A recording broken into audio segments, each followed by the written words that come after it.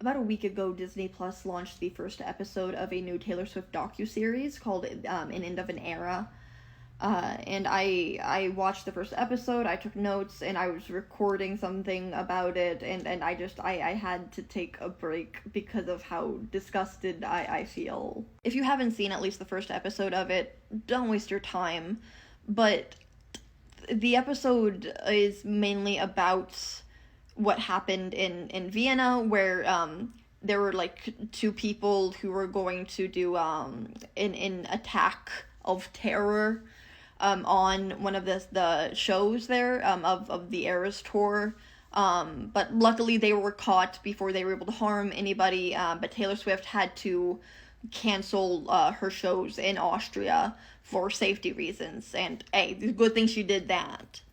She also brings up what happened in Southport, where there was children, actual, like, literal children, having a Taylor Swift-themed dance party, and somebody started harming the children, and a couple of them, unfortunately, passed away. And, she does bring that up, like I said, like, in this episode, but pretty much, like, in all of the scenes that she's like talking about like how emotionally impacted she is with everything that's going on, she's only talking about Vienna. Mind you, after what was supposed to be her stops in Austria, she goes to England, which is where the attack where the children passed away took place. And every single time she talks about like how like emotionally impacted she is, it's always ties back to Vienna, which was the foiled plot where nobody was harmed, thank God. And with the way that like everything is edited, like it feels, at least like to me, I'm getting the impression that she cares less about children dying, like actual children dying, and more about the fact that she had to cancel some stops of the Eras tour. And if you think I'm being too cynical, just like watch the episode, because like with the way that it is like presented and everything is edited and how Taylor talks about everything, it's like she's only like, her and the editors are only like bringing up like what happened in Southport and what didn't happen in Vienna, because she's trying to push this narrative of, oh, no matter what happens, oh, I have to go on, the show must go on. And like no matter what happens, like I'm always have to have a smile. I'm the ringleader, so I always have to be upbeat. It's very much giving rather, that like no matter what happens, you just have to keep pushing, because that's the life of a showgirl. The Life of a Showgirl, of course, was Taylor Swift's latest album. It came out, I believe, like first or second week of October.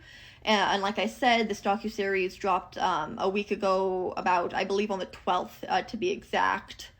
And so this is very much trying to like market for that, because The Life of the Showgirl was not really well received. And it's like, girl, you care more about this foiled plot, maybe most likely because you had to cancel some shows, than you do about little kids being murdered. But you still use both of those events as a way to market your god-awful album. Like, that's fucking despicable to me. And I know y'all accuse me of hating Taylor all the time, but I really don't give a fuck about her, which kind of makes it, like, hard, like, why I haven't been, like, posting about her, like, all the time, because like, I have to, like, force myself to engage with her content, and I am glad to, I'm grateful to, like, I love musicology, I love it, like, in my bones, and I love sociology, and I love, like, the way that pop culture, reflects and impacts, like, cultures and, like, realities and societies, but, like, I don't... What I'm trying to say is, even though I've only watched the first episode, and I don't hate Taylor Swift, she's just some, like random fucking billionaire, who doesn't give a fuck about music, but I think this is the first time, like, I've truly been, like, disgusted with her, because this is just, you know, and you can say, like, all of this is her team, this is a joint effort. But it's just, God. And of course, in the episode, she's very much framed as like, oh my gosh, I just care so much about these like little kids who were murdered at a dance party that they were throwing using my music. But that, like, as people have pointed out, that makes her silence on the genocide in Palestine really, really on, because you don't care, you care so much about whenever these kids die, but not when hundreds of thousands of kids die. Like, that doesn't make sense. Unless, of course, what you're trying to say, Taylor, is you only care about people, like, especially children, being harmed whenever they're white, or like in a white majority country, which, I mean, given some of the dog whistles, given some of the microaggressions, I don't really think anyone would put that past you, Taylor. But I don't even think that's the case, because I think if she actually cared about the children in Southport who were murdered, she wouldn't be fucking using them as piss poor promotion for her god awful album. I'm disturbed, like, genuinely disturbed. And I've been through a lot of shit in my life, so, like, I do not get disturbed easily, but this is just fucking despicable. Over the past, really, like, 2 months, I've spoken to a number of people who used to be diehard Swifties, but over the past several months have, had doubts, and if that's you, the person watching this, I'm genuinely so sorry that you have to live with all of this.